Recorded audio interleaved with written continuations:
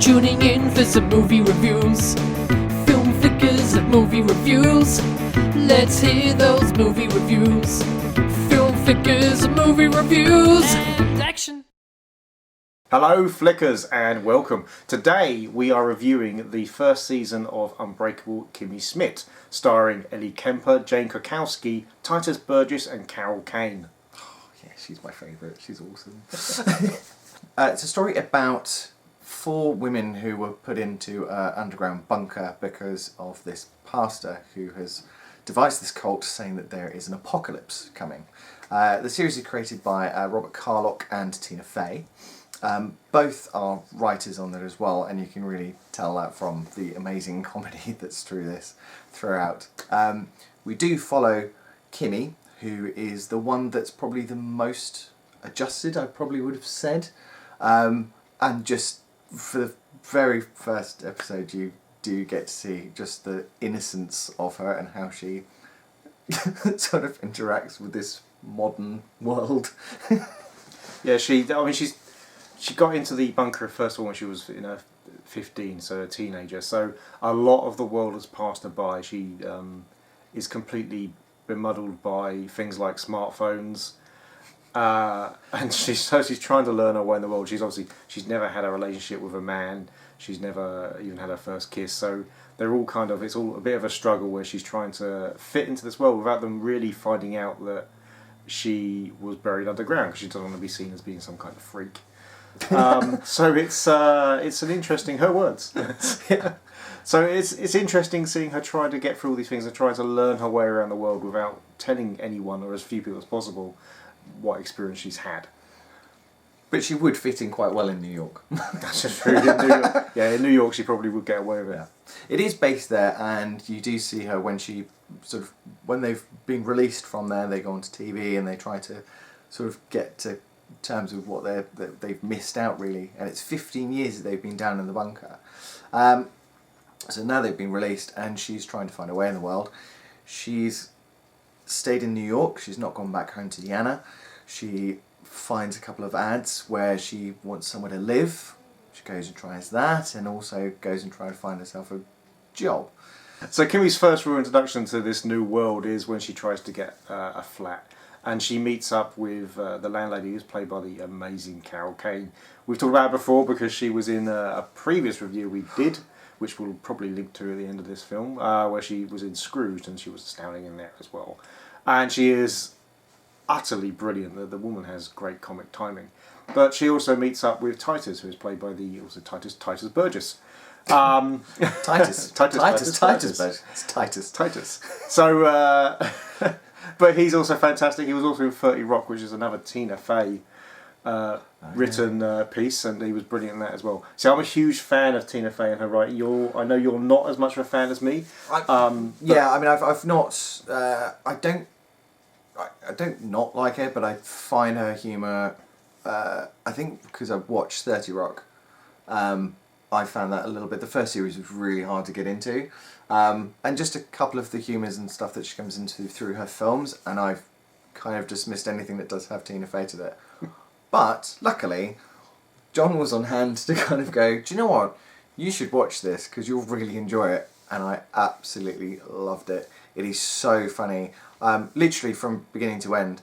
And every single episode, there is something in there which is very bordering on kind of like...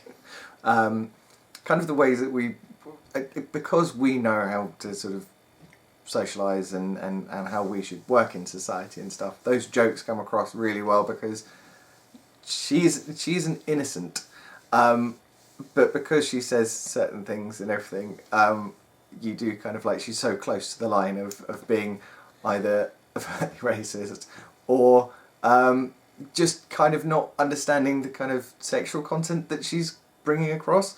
But it's just so funny on so many levels, and her face is just amazing.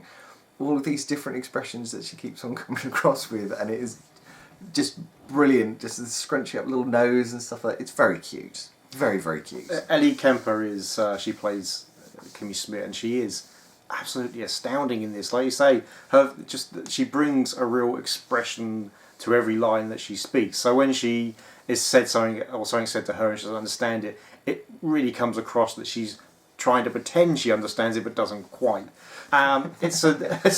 She's an incredible bit of casting. I mean, she really does fit this role superbly. Definitely, yeah, she's amazing.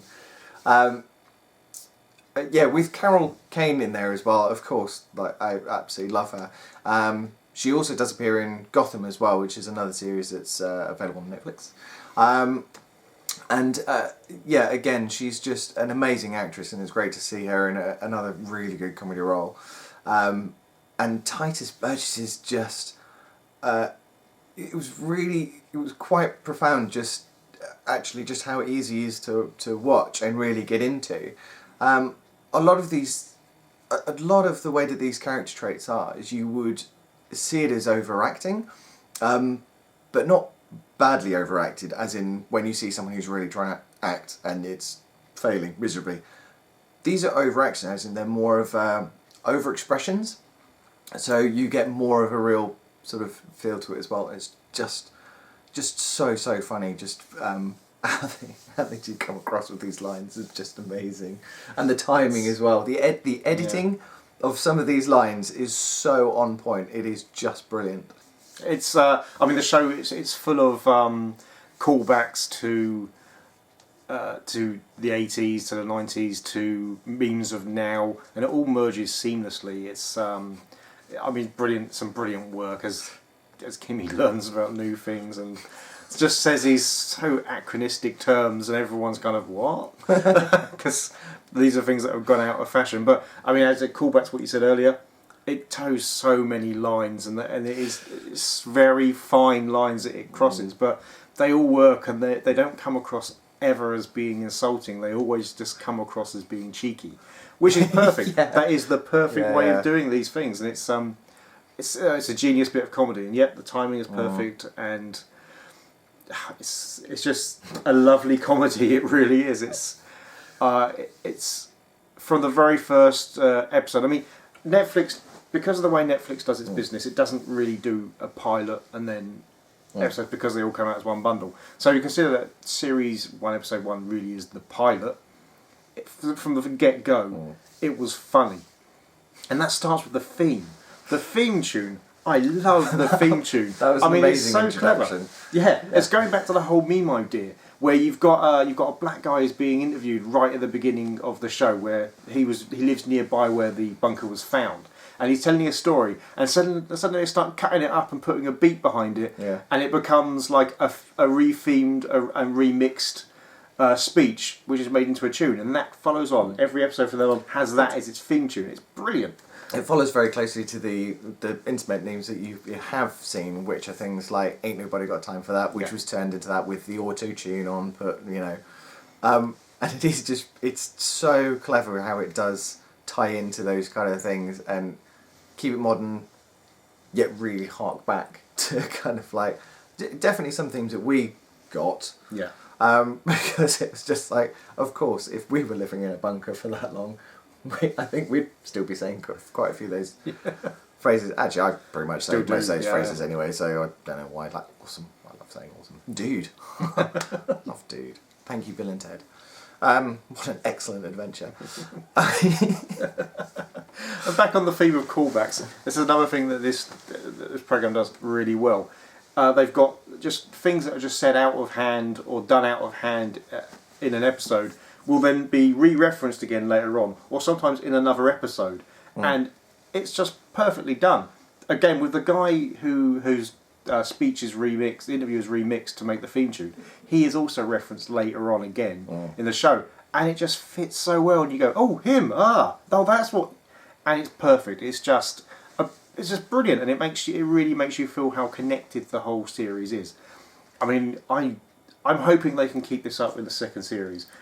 Fortunately, it's been given a green light for a second series. It's being made at the moment, which is kind of the reason why we're doing this review now, because this has been out for quite a while now. This series, I watched it when it first came out, more or less a while ago. But now, because it's they're really in the midst of filming the second series, it seemed like a good idea to call back to it. So we get ready to review the second series when it first comes out. Yeah, that'd be great. Definitely one to watch. Yeah. One of the other things that I really love about this is that Kimmy, who's the main character, the job that she gets, which is effectively a housemaid assistant, I probably would say, gets Slave, into this I think, is the closest one. yeah, but she gets paid, so that's fine, right? That's fine, yeah. Okay. It's all legal and above board as long as you get paid. Apparently. Although she is paid under the tables. Oh, that's true. That's true. But the great thing about it is that she's working for this very rich family, but the kids are amazing as well. I love them. The comedy of and the level of acting talent that these guys have is just brilliant, and it really mixes in well. And actually, kind of because there is a daughter and a young son, but the daughter, because she's at the same age that Kimmy was when she went into the bunker, there's some real kind of almost schoolgirlish kind of interactions between the two, as if they're at school and that's kind of the way they talk to each other, and it's just brilliant. But so good. But it also, they use that as a way to show the differences between what a 15-year-old was like back when Kimmy was first put in the bunker and what a 15-year-old is like now. Yeah. So Kimmy is very naive, hasn't kissed a boy, doesn't drink alcohol, whereas Xanthippe is she's very she's kind of streetwise. She's streetwise. She has friends that are kind of like quite bad and getting drugs and drink and promiscuous sex. It's kind of like the very stereotypical way that we kind of see children in this sort of century now. You know, like the millennial kind of children sort of thing. That's kind of what they are based. So they're all tech savvy, social media savvy, mean savvy, and mean and horrible and nasty. Actually, nothing's changed really, has it? But this is kind of it's really nice where you do see that kind of balance and where it sort of comes from as well, which is just brilliantly done, very well written. But definitely well acted and directed as well. It's just one of those sort of things. It did really surprise me. I didn't think I was gonna like it, but it really hooked me in the first episode, and it just kept on getting better and better. It was just such a good idea to watch. That was brilliant. Yeah, and of course on Netflix you can watch the whole thing, which John had to stop me from doing, because I am just one of those. I need to see it. We did, I think it got to 2 a.m. and we decided, I decided maybe we'll do the rest tomorrow. Yeah. And I laughed a little bit too loud at 2 o'clock in the morning, so we disturbed the neighbours, and that's fine. Oops. Yeah, so Kimmy's boss is a rich lady, married to a rich guy whose their marriage is in trouble. But she's played by the simply incredible Jane Krakowski, who you will know, again, if you've watched 30 Rock. She's a good friend of Tina Fey's, and she appears here, and she is just as funny here as she is in 30 Rock. I mean, she is... insane isn't the right word. I guess she acts pretty much like an atypical, stereotypical Beverly Hills wife, I guess. That's sort of... Yeah, that's the way that it kind of comes across, as she is kind of one of these A-list families. It's one of the 1%, basically, that is living and has completely no real concept of what the world is like in the way that people suffer from trying to get jobs and pay rent and all that stuff. It's completely beneath her. She just doesn't get that at all. Things like the amazing fridge that just has an endless supply of water bottles that she offers to everyone, and if you don't want it, she chucks the whole bottle unopened into the bin. It is just the way that she's so frivolous with what she's doing, having a dog masseuse, and getting someone to plait the horse's hair. I mean, it's just, there are some really just amazing sort of bits that you kind of like gone, what? That's not how people really live, is it? It is. Well, rich people. Vastly, grossly rich people. I think that's the right way of saying it. Not just rich people. It is. I mean, yeah, we're not talking upper middle class here. We're talking definitely the 1%ers. Thanks very much for watching. Bye, Flickers. Bye. Thanks for watching the video, and if you did like it, then please hit the like button. And if you want to see more from us, then please hit subscribe. And don't forget to leave a comment below. And if you've got any suggestions for films that we should be reviewing in the future, please leave us a nice little message. Oh, and check out our previous videos.